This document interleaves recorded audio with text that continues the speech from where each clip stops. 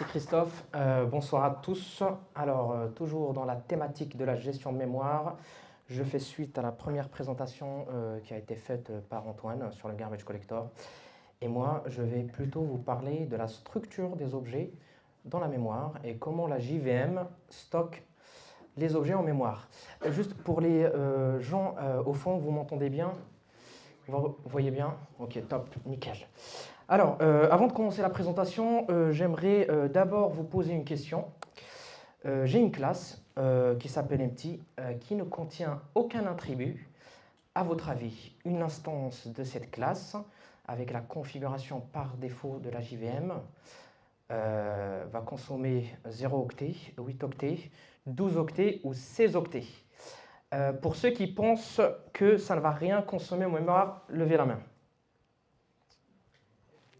Ceux qui pensent que ça va consommer 8 octets en mémoire.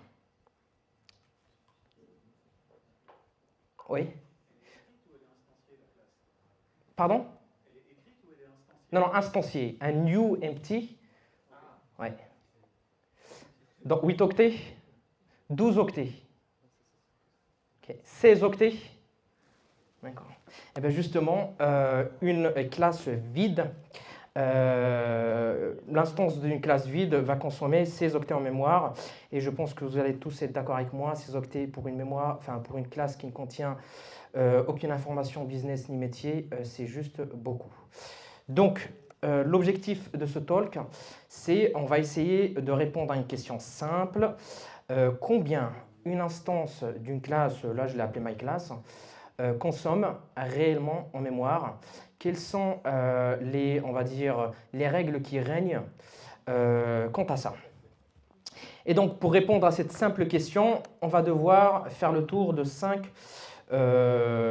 points. Donc, nous allons d'abord devoir expliquer la différence entre l'adressage mémoire entre les systèmes 32 bits et les systèmes 64 bits. Ensuite, nous allons parler des ordinary object pointers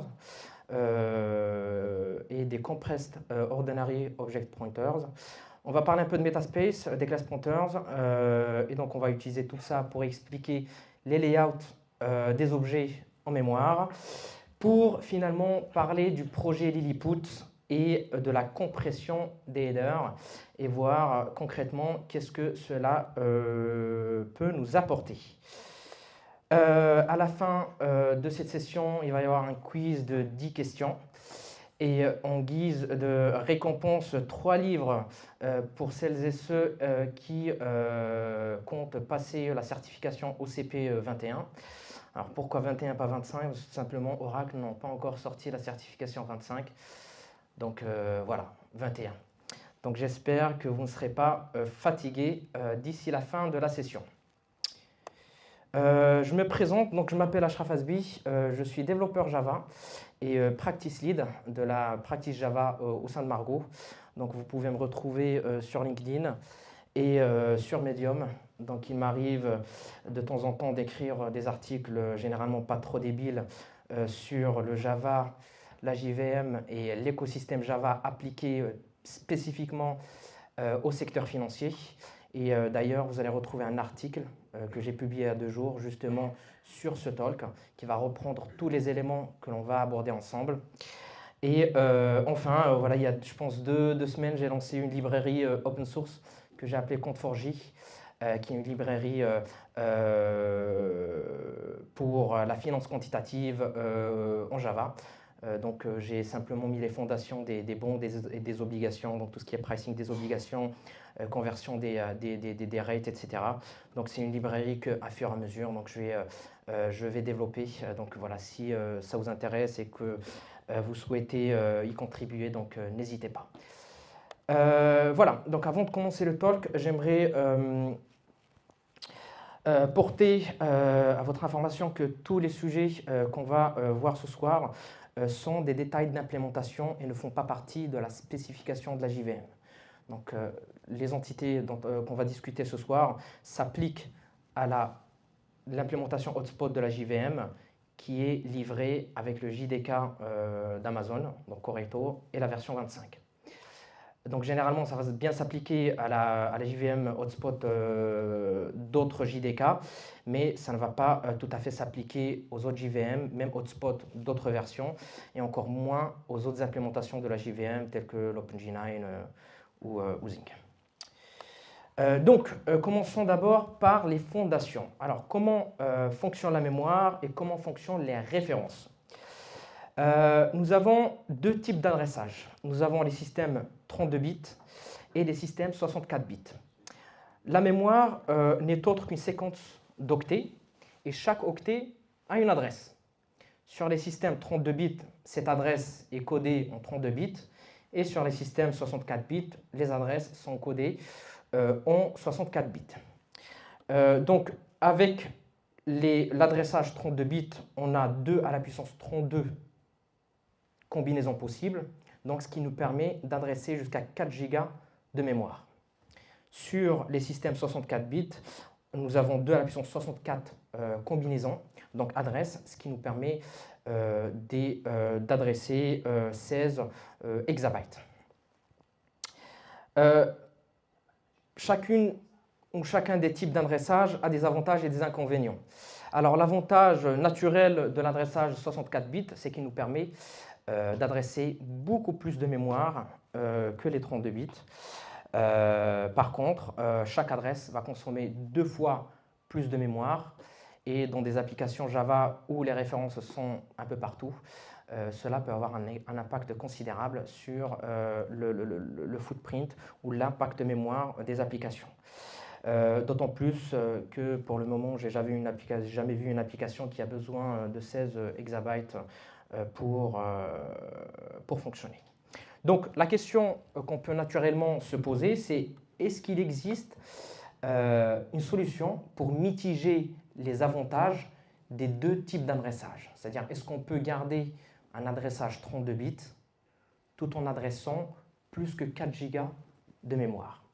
Alors la réponse est oui, si on arrête de penser ou si on arrête d'adresser byte octet par octet et si on adresse des groupes d'octets.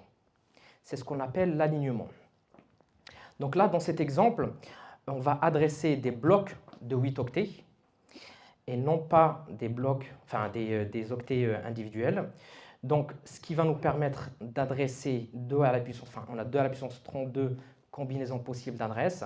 Et comme on va adresser bloc par bloc, donc on va multiplier par 8 octets, ce qui nous permet d'adresser jusqu'à 32 Go de mémoire. Donc, comme les adresses qui sont multiples de 8 finissent toujours par 3 zéros à la fin de l'adresse, donc on peut retirer ces 3 bits et les déduire à chaque fois qu'on veut accéder à la mémoire. C'est ce qu'on appelle le bit shift.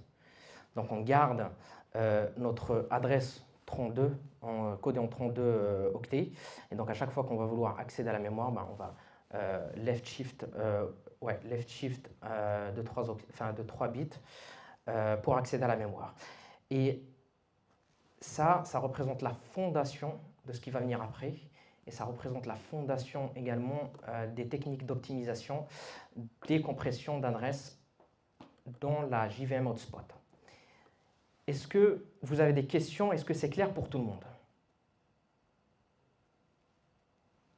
32 bits, on peut adresser 4 Go si on adresse octet par octet, mais si on adresse bloc de 8 octets par 8 octets, on peut adresser jusqu'à 32 Go. Et cela s'applique si, par exemple, au lieu d'adresser 8 octets par 8 octets, si on adresse 16 octets par 16 octets, et bien là, on va pouvoir adresser 64 Go de mémoire avec des adresses 32 bits. Oui.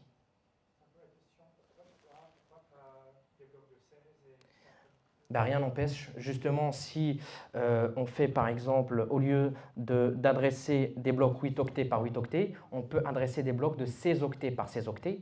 Donc là, on va faire un bit shift de 4 bits. Et donc, au final, on va pouvoir adresser 2 à la puissance 32, et non pas fois 2 à la puissance 3, mais fois 2 à la puissance 4, donc qui représente 64. Oui, c'est configurable et on y reviendra juste après. Est-ce que c'est clair pour tout le monde? Est-ce que vous avez des questions? Donc je vais prendre ça pour un non. Donc là, on peut d'ores et déjà parler des Ordinary Object Pointers. Et ça, c'est ce qu'on appelle des OOPS. Et ça, ce n'est autre que des références en Java. Dans la terminologie de la hotspot, on parle plus d'ordinary object pointers que de références. Mais vous pouvez voir ça comme étant des références. Donc, lorsqu'on fait myClass mc égale new myClass, la JVM va allouer donc, cette instance dans la heap et va vous retourner donc, une référence ou un OOPS, ou un OOP plutôt, qui va vous permettre d'accéder à votre objet. Sur des systèmes 64 bits, donc ces références sont codées en 8 octets. Les compressed ordinary objects, ben, ils vont utiliser exactement la même technique d'alignement qu'on a introduit tout à l'heure. Donc c'est des références aussi, mais qui ne sont pas codées en 64 bits, mais en 32. Et vont utiliser donc 8 octets d'alignement.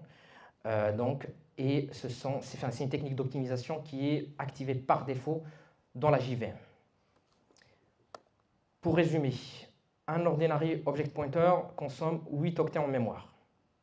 Un compressed ordinary object pointer, il est codé sous 4 octets avec un alignement par défaut de la JVM de 8 octets, ce qui nous permet justement, c'est ce qu'on a vu tout à l'heure, ce qui nous permet d'adresser 32 gigas de heap. Et il existe donc deux flags JVM, donc le use compressed oops qui permet d'activer ou désactiver la compression des références, et l'object alignment in bytes qui nous permet justement, et là ça revient à ta question Lionel, de définir la taille des blocs adressables par la JVM. Démo numéro 1. Alors, pour, on va dire, transformer la théorie en des valeurs vraiment mesurables, on va utiliser une librairie qui s'appelle JOL, donc Java Object Layout, qui va nous permettre de sortir ces informations.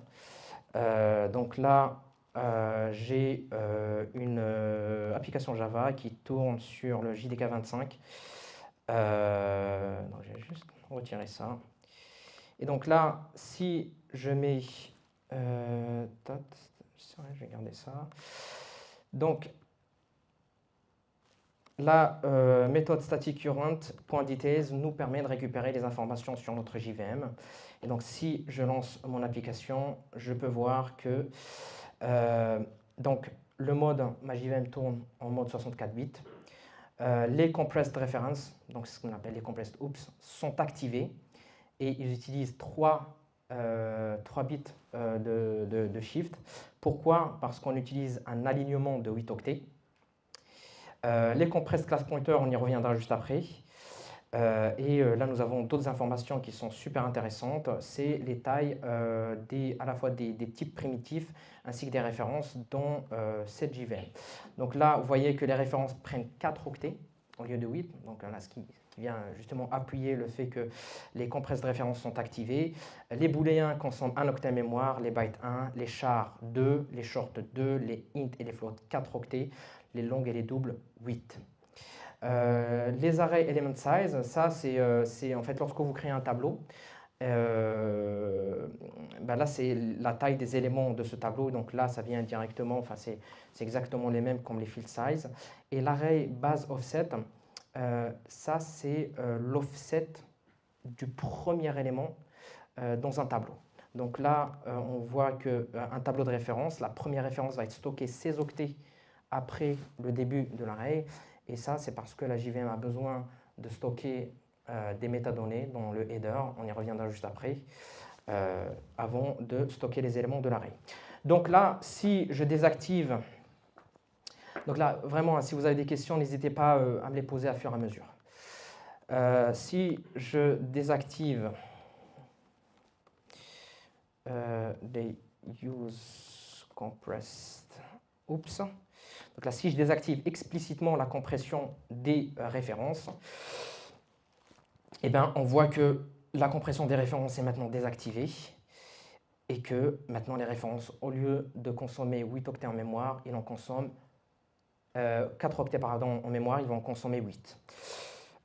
Également, comme l'alignement ici est par défaut de 8 octets, donc je ne peux adresser que 32 Go avec des compressed oops.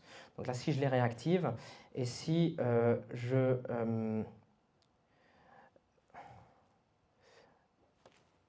si j'augmente la taille de ma...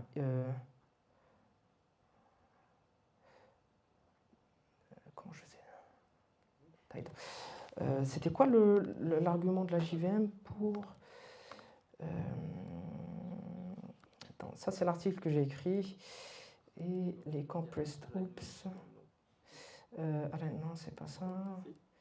Non, non, je sais, ouais, mais moi je cherche à augmenter la taille de la HIP au-delà de 32 bits, de 32 XMX. Alors, XMX, si je mets 33 gigas, avec les références qui sont compressées, on peut également voir que les compressed oops sont également désactivés, soit explicitement, soit implicitement, dès lors que la HIP surpasse l'espace adressable avec des références 32 bits avec l'alignement prédéfini. Donc là, je suis à 33 gigas. Si je dis, bon, cette fois, l'alignement,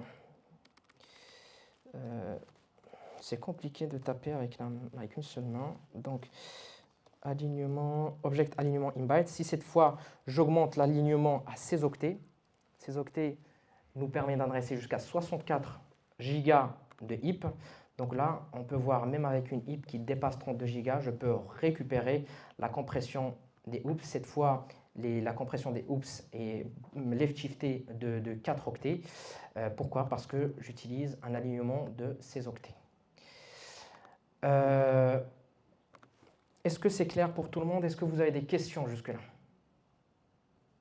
Oui.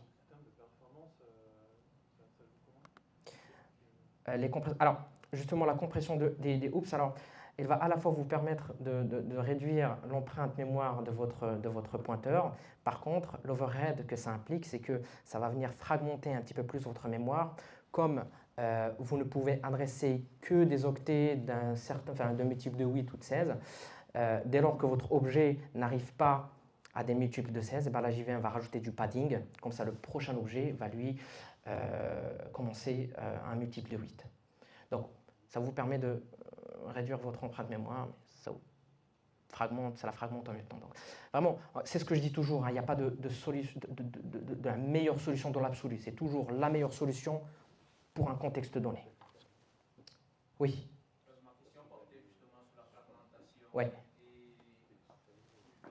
Question subsidiaire maintenant, ça semble quel problème de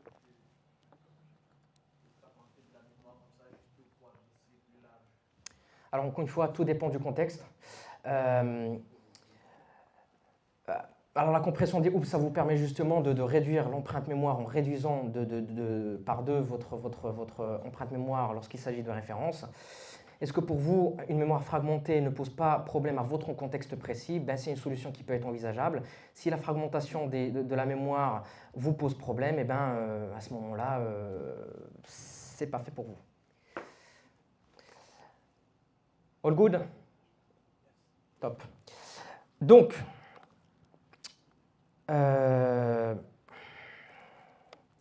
maintenant qu'on a parlé des références et de la compression des références, il est temps de parler de metaspace et de classe metadata. Ce qu'il faut savoir, c'est que votre objet dans la HIP n'est autre qu'une séquence d'octets. Et donc, pour que la JVM puisse interpréter cette séquence d'octets, elle a besoin de la définition de votre classe. Est-ce que ça correspond à un entier? Est-ce que ça correspond à un long, etc. Et donc, cette information, la définition de la classe, n'est pas stockée dans l'objet lui-même. Parce que sinon, l'impact mémoire que cela va avoir est juste énorme. Donc, la définition de la classe est stockée une fois dans le metaspace. Et les objets vont avoir, non pas la définition de la classe, mais un pointeur vers cette définition de classe. Donc voilà, tout objet ne stocke pas la définition de sa classe, mais il stocke un pointeur vers cette définition. Concrètement, ça ressemble à ça. Votre HIP, vous avez 2 instances d'entiers. vous avez une instance de myClass, une instance de long, et ben, les deux entiers vont pointer vers la même structure, c'est ce qu'on appelle la classe, c'est la définition de la classe, donc integer class. MyClass va, elle, pointer vers la définition de la classe MyClass, et puis le long va pointer vers la définition de la classe long. Point très important, le metaspace a été introduit en Java 8 et a remplacé le permanent generation pour deux raisons. Le permgen est de taille fixe, c'est-à-dire qu'il doit être défini dès lors que votre JVM démarre et ne peut pas grandir dynamiquement, ce qui n'est pas le cas pour le metaspace. Et deuxième point, c'est que le permgen ne se libérait pas.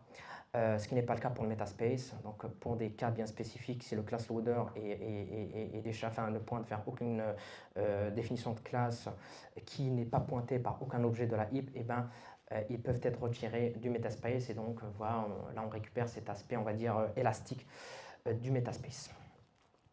Ça, c'était une petite parenthèse. Donc, les compressed class pointers. Alors, ce qu'il faut retenir, c'est que les pointeurs des objets vers leur classe de définition sont codés sur 8 octets. Et la compression, enfin les compressed class pointers, eux, sont encodés en 4 octets. Et ça utilise exactement la même technique que ce qu'on avait vu tout à l'heure. À la seule différence, c'est qu'il n'y a pas d'alignement. Donc, les compressed class pointers ne peuvent adresser que 4 gigas de mémoire dans le metaspace. Et cet espace, c'est ce qu'on appelle le compressed class space, qui va de 1 giga jusqu'à 4 gigas, et ce qui nous permet donc de stocker entre 1,4 million jusqu'à 5,6 millions de définitions de classe, si on part du principe que les définitions de classe tournent entre 512 octets et 1024 octets, donc si on prend la moyenne à 768, donc ça nous permet quand même d'aller jusqu'à 5,6 millions, ce qui est juste énorme. Aujourd'hui, les applications d'entreprise chargent une dizaine, jamais au-delà de 100 000 classes, mais pour les gros monolithes. Voilà, donc cela va donc changer la structure de notre metaspace. Avant, rappelez-vous, les classes pouvaient se mettre n'importe où dans le metaspace. Avec la compression des class pointers, ces définitions de classes doivent obligatoirement se retrouver dans les compressed class space, qui ne peut pas dépasser 4 gigas. Récap. Chaque objet contient un pointeur vers la définition de sa classe. Ces pointeurs sont codés sur 8 octets. Et si on active la compression des class pointers, ces références sont réduites à 4. Cela va introduire justement ce qu'on appelle le compressed class space, qu'on peut tuner justement avec les deux flags, compressed class space, donc pour définir la taille du compressed class space size. Là encore, on ne peut pas donc dépasser 4 Go. Et on peut explicitement désactiver la compression des class pointers. Cette feature a été deprecated dans la version 25 du JDK et ça va être retiré définitivement dans les prochaines releases. Pourquoi? Pour la bonne et simple raison, il n'y a pas de raison pour avoir des pointeurs sur 8 octets, puisque de toute façon on n'arriverait jamais à adresser plus de 5.6, enfin en tout cas pour le moment. Voilà, donc démo 2. Alors, qu'est-ce que j'avais prévu? Oui, alors j'avais prévu. Ok. Donc là, donc rappelez-vous, donc la compression des class pointers, donc elle est activée par défaut. Donc là, si je rajoute un petit while true, ça faut jamais faire ça en prod. Et juste voilà. Si je démarre donc mon application. Donc là, on peut retrouver donc, la même information, c'est-à-dire voilà, les class pointers sont activés, donc 0 bit shift parce qu'on ne dépasse pas 4 gigas, et le compressed class space commence à un offset qui est défini ici dans le metaspace. Si clear, je pense. Ouais. Donc si je fais un GPS, donc mon application ParisJug tourne sur le PID 29124.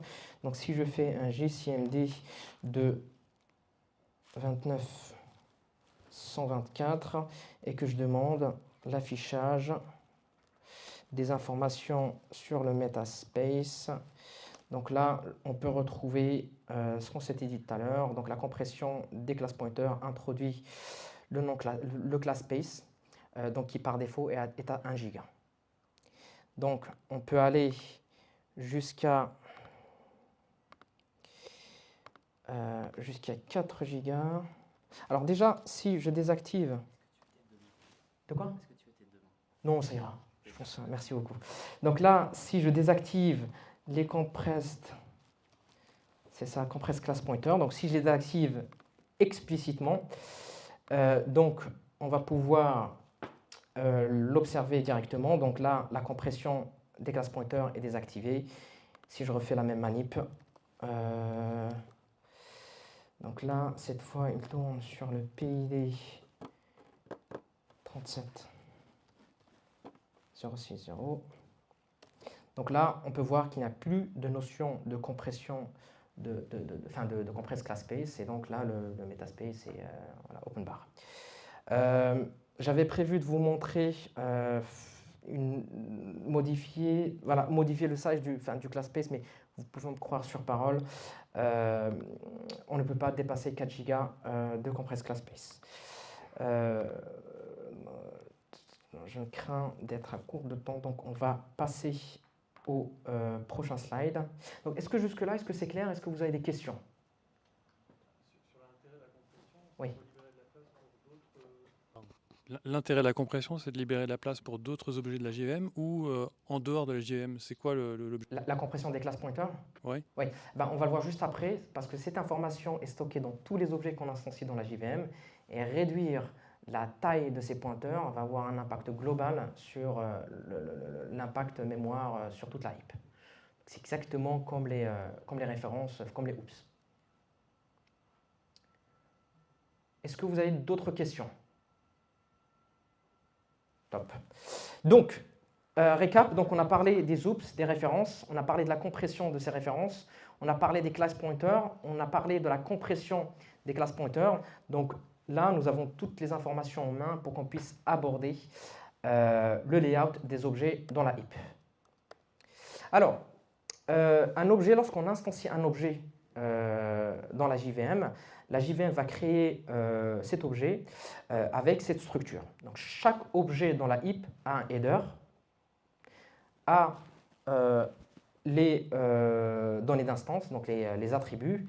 Et rappelez-vous, tout à l'heure on avait parlé de fragmentation, et bien la JVM a besoin de rajouter des fois des octets en guise de padding pour voilà, justement respecter l'alignement. Pour les arrays objects, c'est un tout petit peu plus différent parce que ces objets doivent également persister l'information sur la taille de l'array. Et cette information est codée en 4 octets, c'est pour ça que vos tableaux ne peuvent jamais dépasser de la puissance 32. Donc, si on revient donc sur le object header, donc on va revenir en détail sur chacun de ces éléments. Donc le mark word, c'est on va dire c'est une entité qui va contenir des métadonnées sur votre objet. Le class word, c'est exactement le class pointer dont on a parlé. Donc là j'ai mis c'est entre 4 et 8. Donc la compression justement du class word va avoir justement un impact sur l'utilisation de mémoire. Et puis on reviendra sur les instances data et le padding. Le mark word, ou la structure du mark word est la suivante. Les 25 premiers bits, oui. Pardon, j'ai vu le class word entre 4 et 8. Ouais. Ça veut dire qu'au moment où on lit une en-tête, on ne sait pas encore si c'est 4 ou si c'est 8, c'est ça? Alors, justement, la compression des class pointers est activée par défaut dans la JVM. Donc, par défaut, ça va prendre 4 octets. Donc, si on désactive explicitement cette compression, chose qui est déprecatée dans Java 25, à partir du Java 25, et bien là, les pointeurs vers les définitions de classe ou les classes structures vont prendre 8 octets. Par défaut, c'est 4. Donc, si on revient sur la structure du mark word, les 25 premiers bits ne sont pas utilisés. Les 31 bits d'après vont contenir l'information sur le hashcode, sur l'identity hashcode. C'est la valeur qui est retournée par system.identity hashcode et c'est codé en 31 bits. Le bit d'après était réservé au garbage collector CMS qui a été retiré, je pense, en Java 14. Donc c'est un bit qui était utilisé par ce garbage collector. Rappelez-vous de la session d'avant, donc chaque objet doit contenir le nombre de fois où il a survécu au minor garbage collector. Et justement, cette information est codée sur 4 bits. Donc c'est pour ça qu'on ne peut pas sur les... je pense que ça s'appelle tunerd. Enfin, en tout cas, c'est l'âge ou le nombre de fois où l'objet a survécu au garbage collector ne peut pas dépasser 16. Simplement parce qu'il est codé sur 4 octets. Par défaut, je pense que c'est à 15, si je ne dis pas de bêtises. Voilà. Ensuite, on avait un autre bit qui était utilisé pour ce qu'on appelle le bias locking. Donc, je ne sais pas ce que c'était, mais en tout cas, ça a été retiré en Java 15. Et enfin, 2 octets qui contiennent l'information sur l'état de votre objet quand ce dernier est utilisé comme monitor. Rappelez-vous, pour synchroniser son code, on peut utiliser le mot-clé synchronized avec un objet à l'intérieur.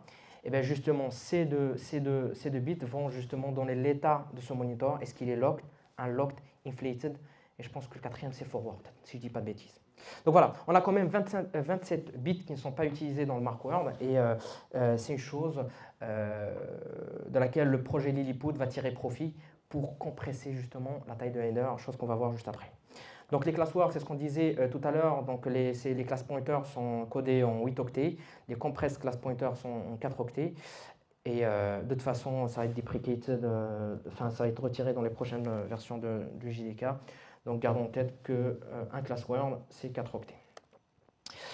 Pour les instances data, c'est ce qu'on a vu tout à l'heure, les longues et les doubles 8 octets, int float 4 octets, char short 2 octets, boolean byte 1 octet, et les références soit 4 soit 8 si la, 4 si la compression est activée, 8 sinon. Je les ai mis dans cet ordre parce que la JVM, ça c'est une question aussi qu'on se pose souvent, est-ce que l'ordre de mes instances ou l'ordre de mes attributs a un impact sur la représentation en mémoire de l'objet? La réponse est non. Pourquoi? Parce que la JVM va réordonner vos attributs au moment de la création de l'objet. Donc, elle va d'abord essayer de positionner des longues, puis des int, puis des chars, puis des booléens, puis des références. Démo numéro 3. Alors, j'avais prévu quoi? Oui, alors, je vais juste vous montrer un truc. Est-ce que jusque-là, est-ce que vous avez des questions? Mark Word, Class Word, instance data et le padding. Top. Alors, ce qu'on va essayer de faire, c'est qu'on va reprendre notre objet de tout à l'heure, la classe empty, et je l'avais fait.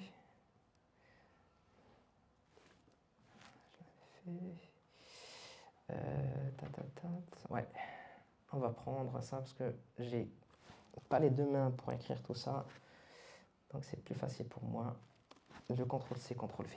Donc, là, toujours en utilisant la librairie Joll. Donc là, on peut soit demander à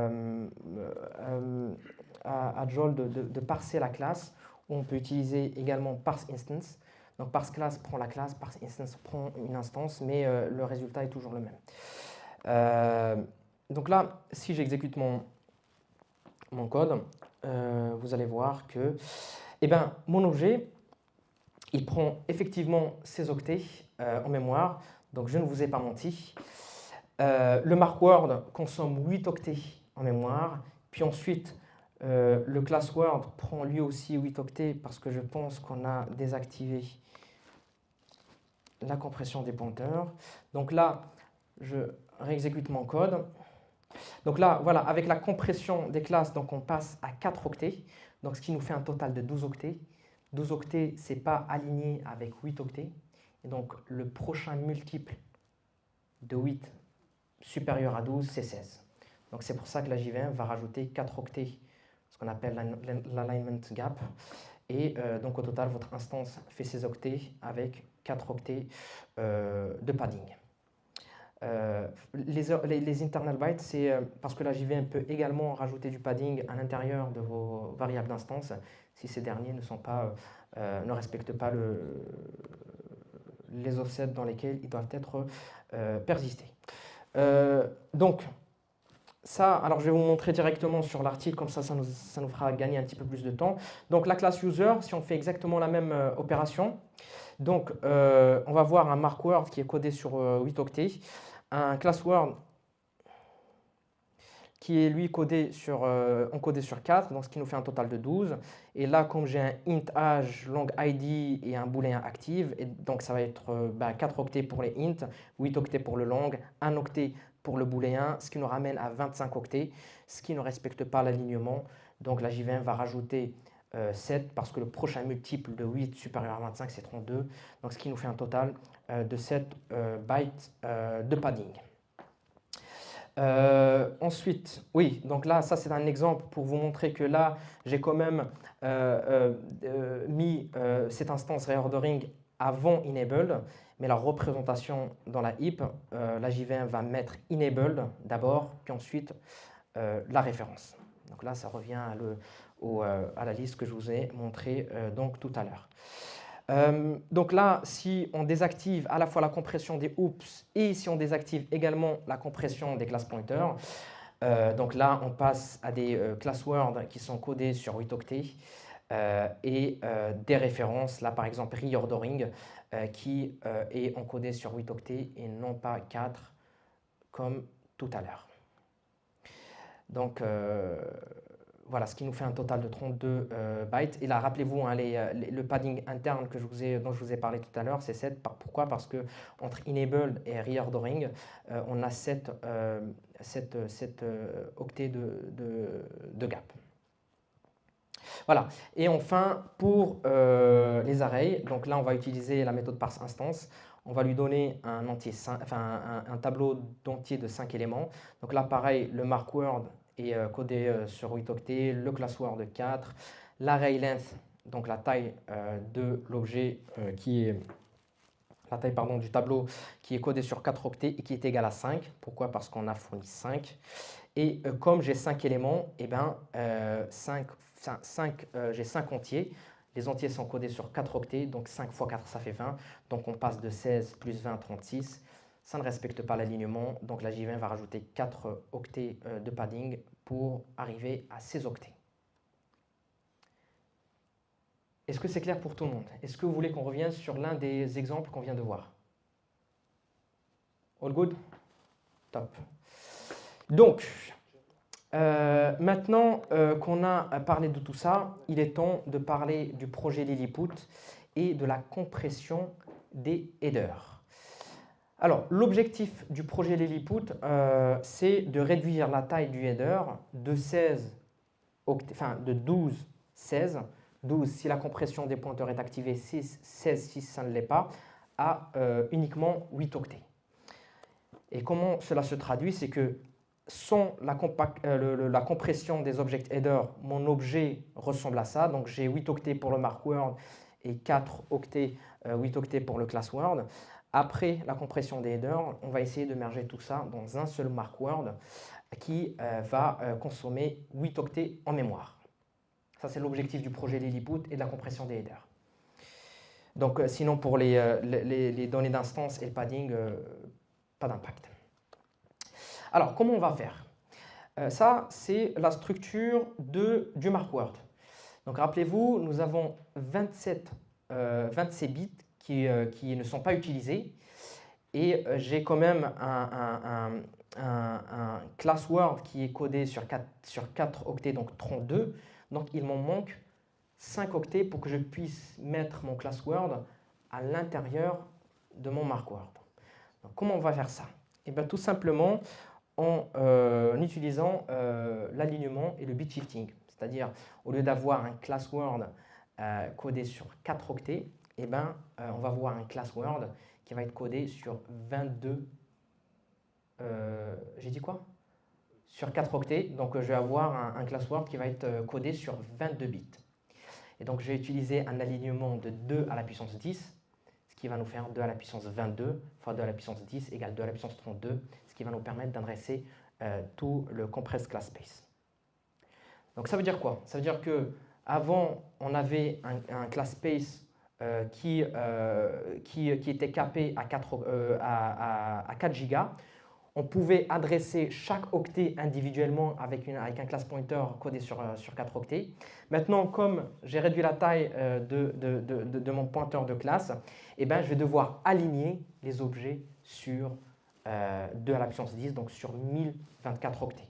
Donc, ce qui va évidemment fragmenter un peu le compress class space, mais pour l'impact ou la réduction de l'impact mémoire que ça engendre, ça vaut largement le coup. Donc, la nouvelle structure de mon marqueur, donc là j'ai mon class pointer ou dans mon class word qui est à l'intérieur. J'ai mon identity hashcode qui est toujours codé sur 31 bits. Là, j'ai 4 octets qui vont être réservés au projet Valhalla et aux object value. Ensuite, j'ai mon hash garbage collector qui lui est codé toujours sur 4 octets. Sur 4 bits, pardon. Un bit, c'était pour le self-forward. Et ça, c'est une information qui va être utilisée par les garbage collectors. Et enfin, mes 2 bits de lock. Donc voilà, j'ai réussi donc à mettre mon class pointer dans mon Word. Donc j'ai justement réussi donc à avoir cette structure d'objet. Démo 4. Alors, j'avais prévu quoi? Démo 4, voilà, medium. Donc, on va venir ici. Donc, on va reprendre exactement les mêmes exemples qu'on avait fait tout à l'heure, avec et sans compression des headers. Voilà, la classe empty, sans la compression des headers. Donc, j'ai 16 octets, donc 8 pour le mark, 4 pour le class, et 4 pour le padding, avec la compression des headers. Donc, j'ai qu'un seul word, c'est le mark word, codé sur 8 octets. Et comme 8 octets est multiple de 8, je n'ai pas besoin de rajouter de padding, ce qui nous fait 8 octets d'économiser, ce qui représente quand même 50% sur les objets vides. Ça, c'est le meilleur des cas, donc c'est gagné 50%. Donc, sur les objets avec des types primitifs, là, sans la compression des headers, je suis à 32 octets. Donc, j'ai toujours mon mark et mon class. Et avec la compression des headers, j'ai uniquement le mark. Donc, ce qui fait passer l'empreinte mémoire de cet objet de 32 octets à 24 octets. Je vous ai parlé calcul, mais vous pouvez les vérifier par vous-même. Donc, ce qui représente quand même 25% de mémoire économisée. Pour notre objet reordering, là pareil, on passe de 24 octets à 16 octets. Voilà, ce qui représente quand même 33%. Et enfin, sur les tableaux, sur notre exemple de tableau, donc on est passé de 40 octets à 32 octets, donc ce qui nous fait quand même une économie de 20% de mémoire. Est-ce que c'est clair? Est-ce que vous avez des questions jusque-là? All good? Top. Donc, il y a eu des résultats qui ont été publiés à la fois par Amazon, par l'OpenJDK, par Alibaba. Donc l'OpenJDK, sur la description de la JEP 450, les early adopters de cette technique, à l'époque c'était en Java 21, ont remarqué une réduction de l'empreinte mémoire de 10 jusqu'à 20%. Ce qui est juste énorme, parce que sur des architectures microservices où vous avez n microservices fois n environnement, si vous arrivez à économiser 20% par microservice, vous allez drastiquement réduire votre facture de votre cloud provider. Alibaba ont remarqué donc jusqu'à 10% de réduction de mémoire avec plus de entre 6 et 9% de débit. Et ça s'explique, c'est naturel. Pourquoi? Parce que si vous avez des objets qui consomment moins de mémoire, donc vous avez moins tendance à déclencher le garbage collector, vous avez plus tendance à pouvoir mettre vos objets dans les caches du CPU. Donc c'est une conséquence qui est tout à fait naturelle à cet égard. Amazon ont remarqué 22% d'économie sur leur heap et de 8 jusqu'à 11% de débit.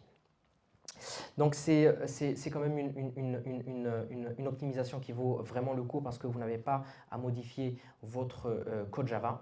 Vous avez simplement besoin de migrer vers la version 25 du JDK et activer la compression des headers. Alors pour le moment, l'équipe OpenJDK, enfin l'équipe derrière l'OpenJDK attend toujours des feedbacks par rapport à cette optimisation et dans un futur proche, cette feature va devenir activée ou va être activée par défaut, tout comme la compression des class pointers et la compression des références. Ça l'est Tout ce- déjà au 27. En 27? Oui. Ok. Ça va sortir quoi, dans un an? Septembre. 7 ans? Ok. Donc voilà. Tout ce qu'on vient de voir dans cette session a été rédigé par mes soins sur un article et à ce jour, c'est l'article qui m'a pris le plus de temps à rédiger. Donc vous pouvez revenir sur tout ce qu'on vient de voir ensemble. À tête reposée, refaire les exemples. Donc vous pouvez trouver l'article sur mon Medium et là je vous laisse prendre.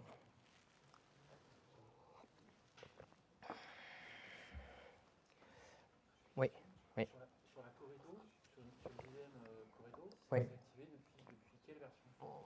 Alors, je reprends la question. Alors, c'est à partir de quelle version du JDK Correto cette optimisation a été rapatriée? Elle a été introduite en JDK 21, dans l'OpenJDK 21. Et comme le Correto n'est autre qu'une distribution de l'OpenJDK, eh ben en fait, c'est en corrélation directe avec l'implémentation hotspot de la JVM. Et donc, tous les JDK qui ship la hotspot, on l'a activé à partir de 21 en tant que feature expérimentale. Donc, il faut un autre flag. Il faut quand même l'activer, elle n'est pas activée par défaut. Non, elle n'est pas activée. Donc, sur la version 21, ouais. En 27, elle est par défaut. Ok. En 25, c'est juste un flag.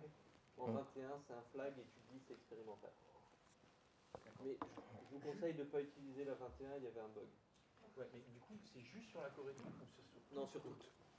Non, surtout sur l'OpenJDK, sur Adoption. Enfin, En fait, l'ingénieur principal qui a travaillé dessus, c'est un ingénieur de Amazon. mais tu peux la retrouver sur l'OpenJDK, par exemple. Ah ouais. Non, mais c'est juste qu'il y avait une ambiguïté Mhm. qui n'était pas claire. C'est clair? Top. Vous pouvez également retrouver d'autres articles rédigés sur le blog de Margot, qui vont être des articles un petit peu transverses, à la fois sur l'IA, sur la finance des marchés, sur le Java. Donc généralement, les articles que vous pouvez retrouver sur mon Medium, vous pouvez les retrouver également sur le blog Margot. Je pense avoir fini. Je vous remercie pour votre attention.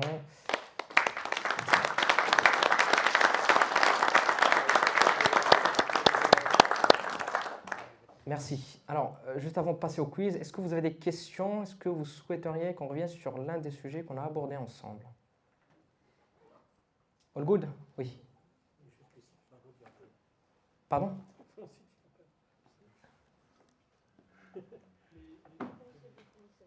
Lequel? Sur Medium ou Margot? Margot. Ok, bon. Si ça marche pour elle. Oui.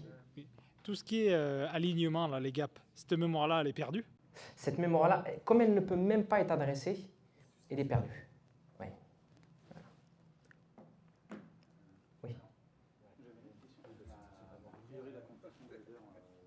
Je m'inquiète pas, c'est censé fonctionner, mais est-ce qu'il y a quelques cas connus où la compression des headers peut poser problème? Alors, la seule chose où pour moi, où ça peut poser problème, c'est sur le nombre de classes qu'on peut adresser. Aujourd'hui, avec la compression des headers et avec la compression encore davantage des classes pointeurs qui sont passées de 32 bits à 22 bits, on peut toujours adresser jusqu'à 4 millions de classes au lieu de 5.6 sans la compression des headers. Donc en termes d'ordre de magnitude, on est sur le même ordre de grandeur. Donc le jour où nos applications vont devoir charger plus de 4 millions de classes, ce qui n'est pas prêt d'arriver aujourd'hui, à ce moment-là, ça pourrait devenir une question. Oui. Ouais. Chaque classe, elle fait 1K. Hein. Donc c'est quand même 1K fois 4 millions pour que déjà ça tienne en mémoire. Avant de démarrer. Quoi que ce soit. Ça va. Ouais. Oui. Alors, c'est pas la seule truc tous les synchronize ont été réimplémentés. Ouais. Et donc, normalement, la nouvelle réimplémentation est censée être plus efficace. Par contre, il y a une différence entre les gens qui ont testé et les gens qui vont tester parce que ça va être mis par défaut. Bah, tu ne le savais pas. Est-ce que quelqu'un a râlé pour l'instant sur le fait que les synchronize étaient trop lents ou avaient des bugs? Non. Jusqu'à présent. Mais l'algo pour les synchronize a été changé.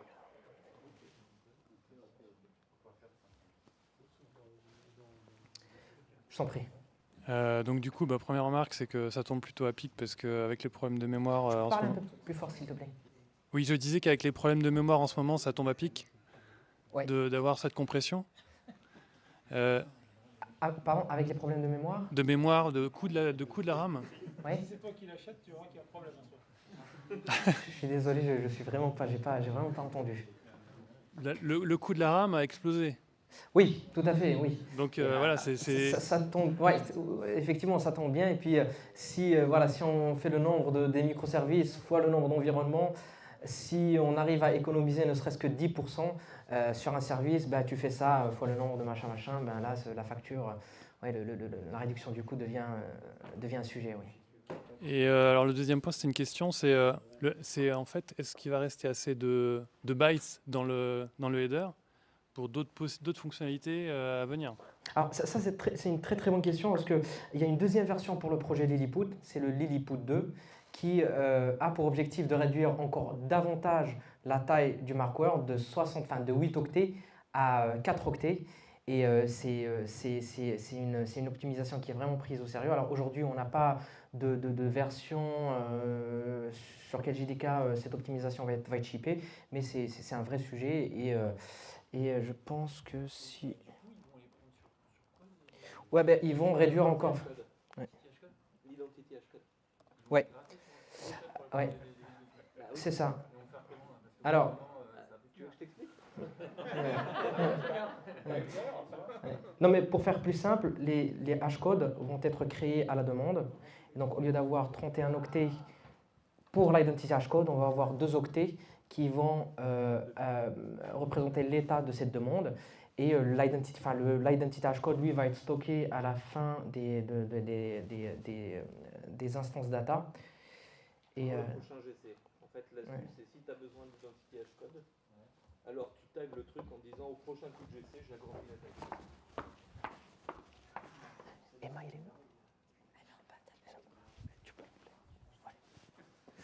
où? Ouais. C'est tout bon? Top.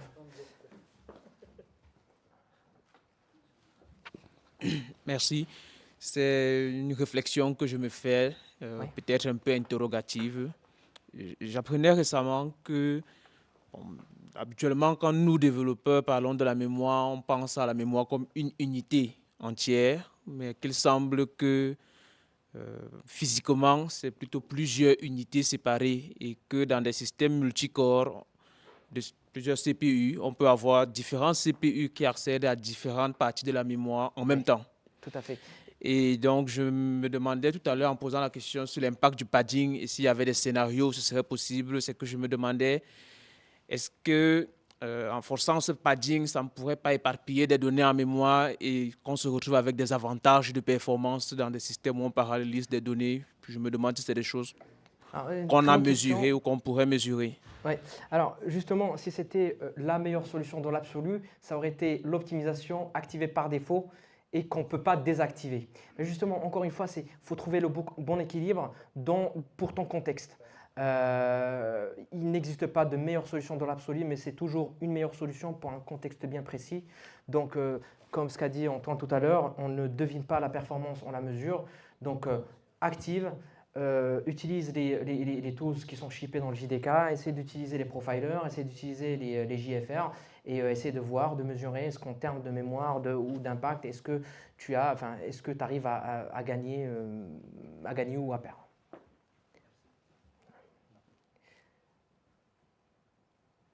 Est-ce qu'il y a d'autres questions? Oui. Ben oui, sinon c'est pas drôle. Juste une petite. Oui. C'était pour savoir par rapport à cet espace mémoire où vous stockez en Java. Je dis vous parce que je suis développeur C++, donc peut-être que la réponse est évidente pour vous. Est-ce que les classes que vous pouvez générer avec la réflexion, si c'est possible, font aussi partie des classes qui sont stockées dans ton espace justement où tu gardes tes pointeurs vers tes définitions de classe? Rémi? Donc, la question, c'est les classes générées, est-ce qu'elles sont stockées dans le même espace? La réponse est oui. L'endroit où on génère le plus de classes actuellement, c'est quand on utilise des lambdas. Quand on utilise une lambda, par défaut, il y a une classe qui va être générée automatiquement la première fois qu'on utilise. Et faut que je répète tout alors. Ouais, pour le la question, c'est les classes qui sont générées. Donc en Java, les classes générées, on en génère un tout petit peu quand on utilise des proxys, par exemple. Mais souvent, le nombre de classes est assez petit. L'endroit où on utilise le plus, c'est les lambdas. C'est là où il y a le plus de classes qui sont générées. Et ces classes-là, elles sont au même endroit que les classes utilisateurs. Il n'y a pas de différence entre les classes utilisateurs et les classes générées. Ça répond. Merci.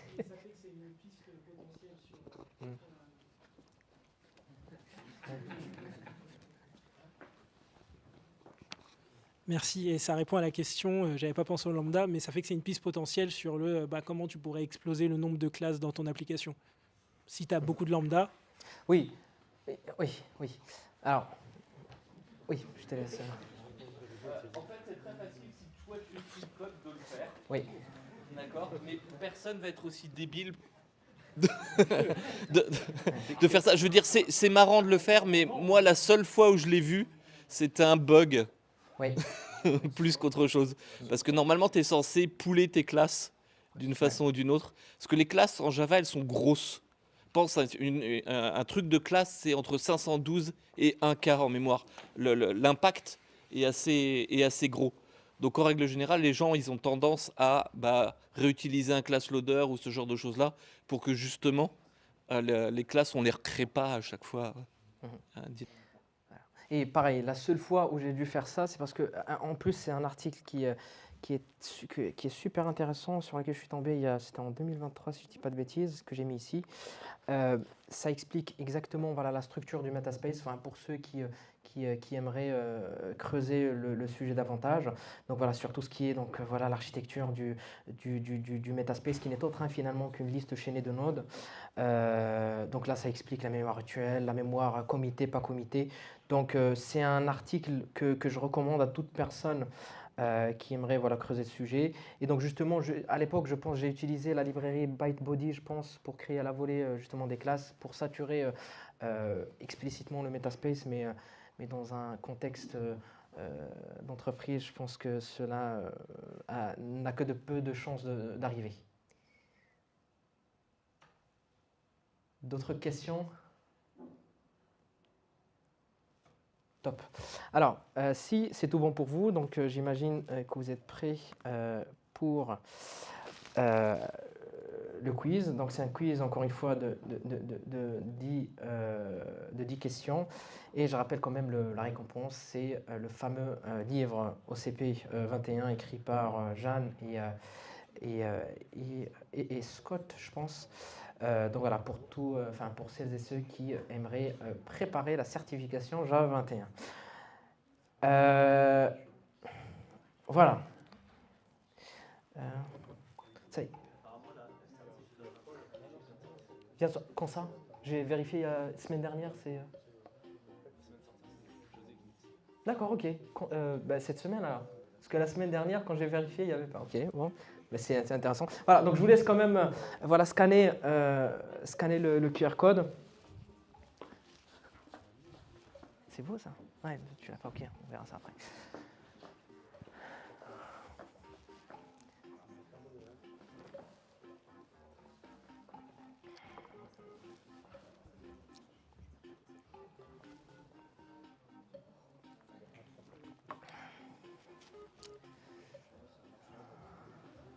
Ouais, pareil. Moi, j'aime bien la musique aussi.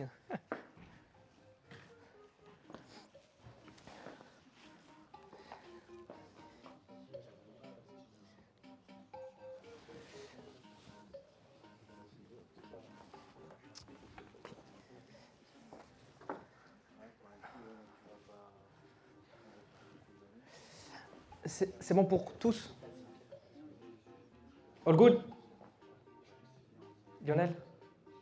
Ok, top. Bon, je vous propose donc de commencer le quiz. Oui, attends, vas-y, je t'en prie.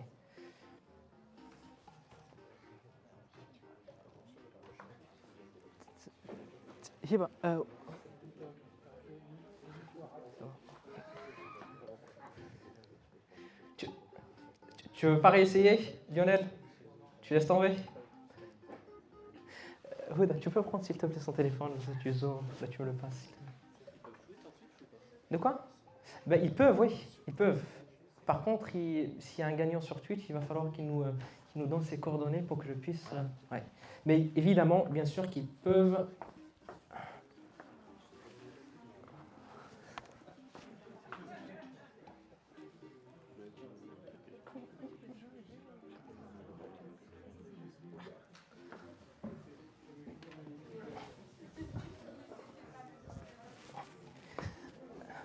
C'est bon, on peut commencer? Sam, côté Twitch, c'est bon? Ok, top, nickel. Bon, ben on y va. 3, 2, 1, c'est parti. Alors, la difficulté va monter crescendo. Donc, première question. Dans un système 32 bits, les adresses sont codées en 8 octets, enfin en 8 bits, 16 bits, 32 bits ou 64 bits.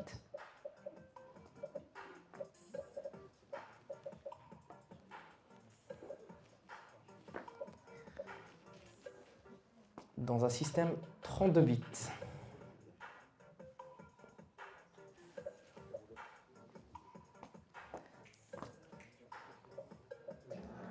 Voilà, donc effectivement, dans un système 32 bits, ben, les adresses sont codées en 32 bits. Deuxième question. Alors là... Pour ceux qui n'ont jamais joué à Kahoot, ouais. le temps de réponse est important. Tout à fait, oui. Donc il ne suffit pas de répondre, il faut le faire vite. Ouais. Deuxième question.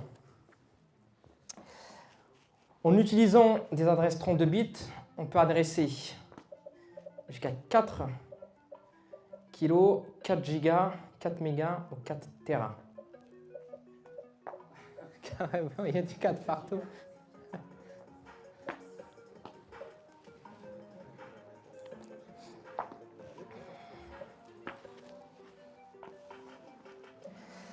Alors, tout à fait, ben on peut adresser jusqu'à 4 gigas avec une adresse 32 bits. Pourquoi? Parce que 2 à la puissance 32 égale à peu près à 4 gigas. Troisième question. Alors, le Metaspace a remplacé quelle mémoire en Java 8? Le hidden, la whole-gen, la stack ou le perl-gen?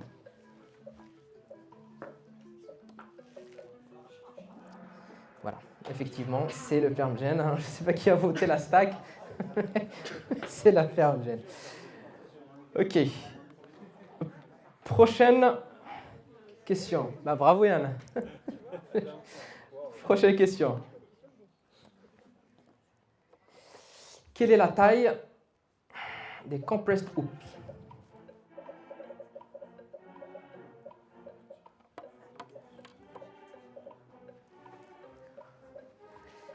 On parle ici de compressed hoop et non pas des plain hoop.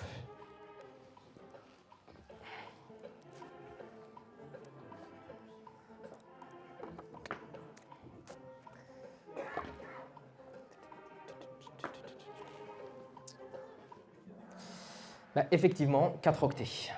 Bravo. Top. Yann toujours en tête. Prochaine question. Quelle est la taille du mark word dans une JVM 64 bits?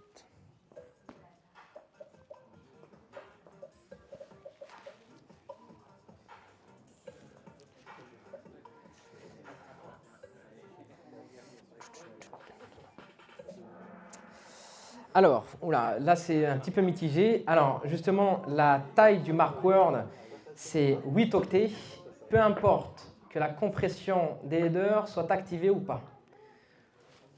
Java 27, ça a l'air de changer, mais pour le moment, c'est sur 8 octets. Prochaine question. Ah, Yann, il faut se rattraper. 6e question. Ah, ça c'est un puzzle, c'est un petit peu plus compliqué. Alors, quel est le layout des objets normaux en Java? Ouais. Quelle est la structure des regular objects, des objets normaux en Java? Ça commence par quoi? Ça finit par quoi?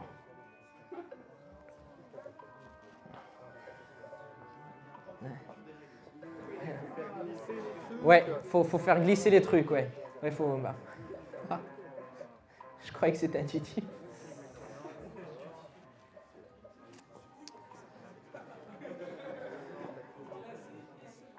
Voilà, faut les classer et submit, ouais. Ah mince.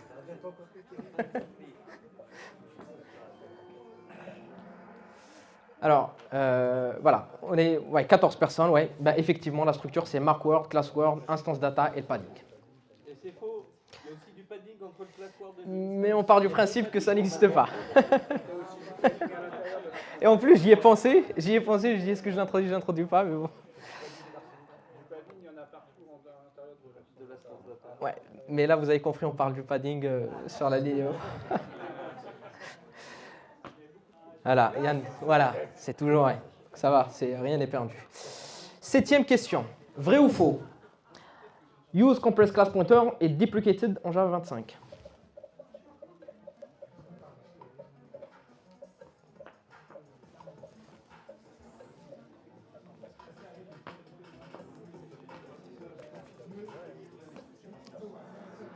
Alors, effectivement, la compression, enfin, la désactivation explicite des compressions des pointeurs a été désactivée, a été rendue deprecated dans Java 25 et elle va être retirée carrément sur les prochaines versions. Alors, Yann, rien n'est perdu, ouais. Toujours rattrapable. Donc, il reste encore 3 questions. Alors, quel flag JVM permet d'activer la compression des headers?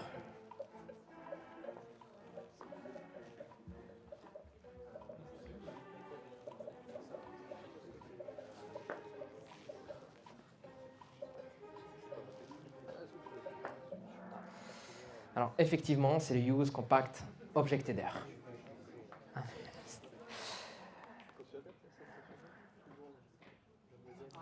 Ah, c'est à ça, hein, ça se joue à ça. Ça joue à ça. Et c'est qui race grise? C'est toi, Lionel. 9e question. Combien en mémoire une instance de cette classe consomme? Partons que la configuration, c'est la configuration par défaut de la JVM. Oui, mais justement, Oui. t'as pas marqué la version de la JVM. La 25. Enfin, Avant j'avais 27. peu importe. Même avec la 17, je pense que le layout...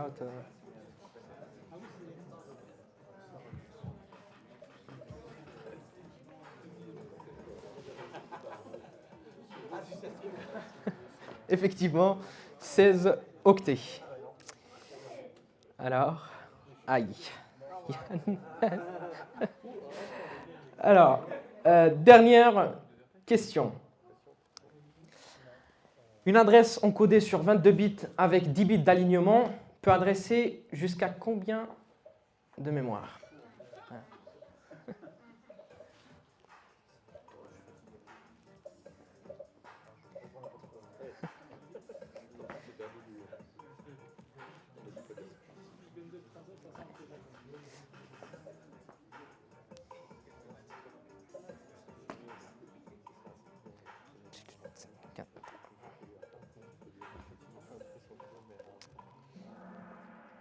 Alors, justement, c'est 4 gigas, puisque 2 à la puissance 22 fois 2 à la puissance 10, c'est 2 à la puissance 32. Donc, 4. Voilà. Voilà. Alors, découvrons le podium. BGD. Antoine. Et Et... Bah, bravo.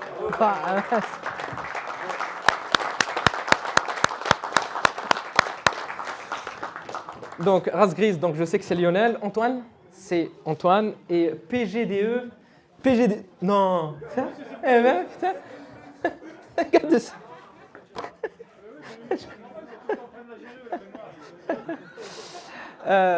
Voilà, on arrive à la fin de cette session. Je vous remercie encore pour votre temps et pour votre attention et je vous souhaite une bonne soirée. Merci.